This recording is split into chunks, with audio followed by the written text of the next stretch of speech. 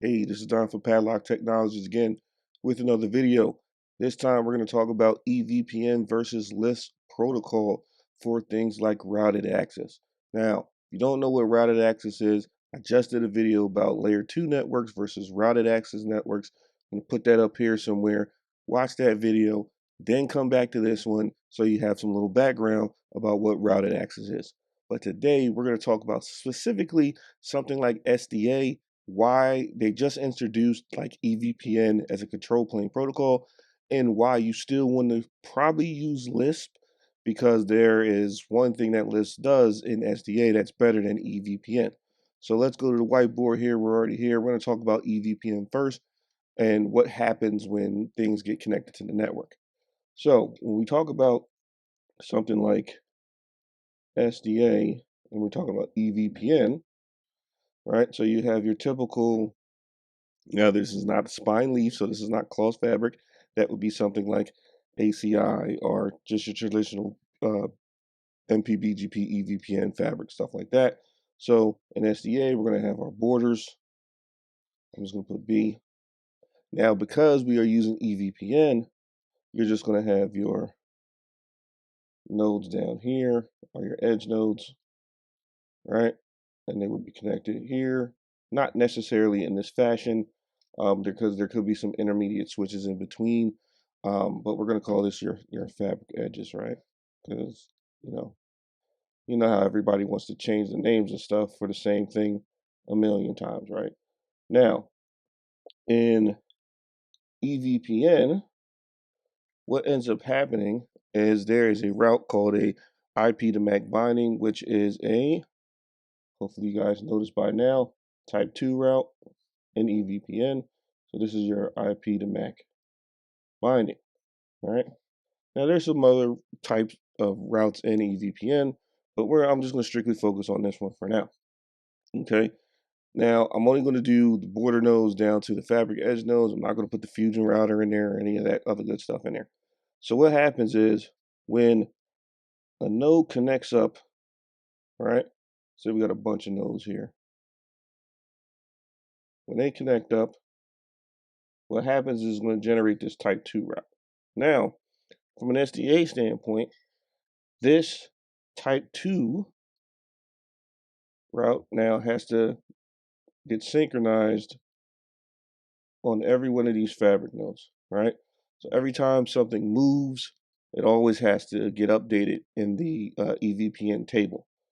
Now, again, it works, but the problem is not as efficient as LISP, because you have to update each and every one of these things. Like, the more fabric nodes you have, the more updating you have to do and sync across each of the fabric edges, because from a layer 2 standpoint, if you want to stretch the layer 2 domains, everybody has to know the MAC to IP binding in its respective, VXLAN fabric or VNI, right? You have to know that information.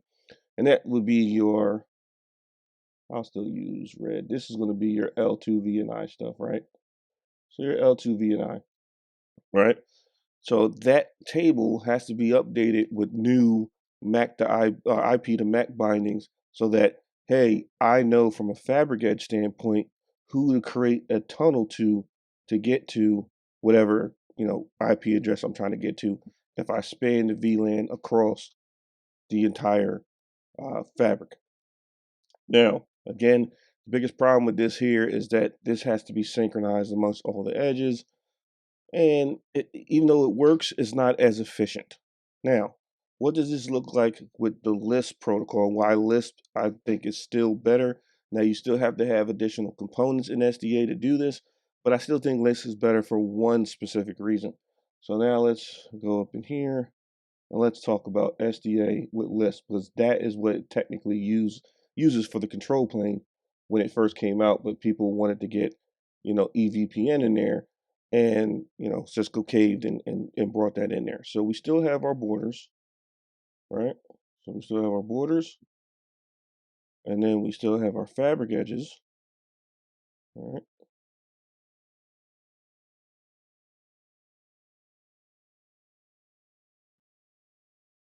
All right, we still have our fabric edges, And again, don't pay attention to really how this connectivity is, because you may have some intermediate switches in between that provide connectivity between the fabric edge and the border. And then we have our concept of our CP nodes, our control plane nodes. And you usually want to have two for redundancy because these are really important. And I'm just going to do this for now because 9 times out of 10, they're plugged into some intermediate switch in the fabric. So what the LISP protocol does, if you know LISP in general, you're going to have, like I said before, and I think I did a video on this, this is your mapping server, so MS and mapping resolver. The border nodes, depending on what kind of border node you have, it could be a anywhere border, it could be eternal border, or it just depends on if you're going to do the default route and internal routes, or are you going to have a border that's just internal routes, and the other border is going to be external routes. But these are going to be considered proxy XTRs, I believe. And then the fabric edges are considered XTRs. I think it's ITRs, I believe. Don't quote me on that though. That's LISP terminology here. Now, the difference in this though is when things connect up, I'll just use white. When things connect up, that binding information goes directly to the mapping servers here. Okay? It goes there. The CP nodes basically have access to everything. It has knowledge of where everything is in the fabric, in the quote unquote SDA fabric, right? So now, from an efficiency standpoint, you don't have to worry about, hey, I have to sync my IP to MAC bindings on every single fabric edge, right? You don't have to do that anymore. You just need to sync it. Well, you have to make your mappings go to the CP, your control plane node. And then let's say a new device, I'm going to use yellow, plugs into the same layer 2 network. And then we have a device on this side that wants to communicate with it. Well, what will happen is, even though FE4, Fabric Edge 4, knows about some bindings here, when it doesn't know about where a certain IP is, what it will do, what am I using? Yellow? Let's use yellow. It will send a query to the CP and say, hey, I don't know where this device is. Do you know it? And it should know it because everything should be going through the mapping server and mapping resolver. What happens is the MSMR or the control plane node will say, yes, here's the resolver. I'm gonna just think like DNS. I send a query, I send it, it resolves it, and then it comes back. And then it says, hey, this IP is located over on FE1. So now, from a VXLAN perspective, that's when you're going to create your tunnel, go over here, your VXLAN tunnel pops out the other end, and communication happens perfectly fine, right? So that's the efficiency of using LISP. You're no longer using, you don't have to make sure the layer 2 mapping table is updated on each and every fabric node in the fabric. You just have to make sure those bindings are in the control plane node, because that should know where everything is in the fabric, right? And it also reduces the need to have it on the fabric edge node, because if I don't know where something is, I just query the CP node. The CP node gives me a resolver and says it's on whatever fabric edge is on, and then I create my data plane or VXLAN tunnel from there. And you can in Lisp language, this would be like this. I believe they call this an RLOC. Yeah, router locator, right? So this would have a prefix to RLOC. If this was Lisp in general, it would have a prefix to RLOC mapping. So when you send it, CP node would say, okay, to get to this prefix, go to this fabric edge. Well, in Lisp, is to get to this prefix, go to RLOC, this R specific router location. So they basically took the same concept and they put it in SDA and they combined it with the LISP protocol so that it'll make it more efficient for the fabric edge to define things by just using something similar to like DNS query and DNS replies. Just, hey, I don't know where it is. I send it to CP node. CP node says it's over here. Here's the prefix to, it's not an R lock in SDA terminology, but here is the fabric edge to prefix mapping. I'm gonna go over there. Now you can build your VXLAN tunnel and send whatever data you need to send over to that fabric edge. So that is the difference between EVPN and LISP in an SDA fabric.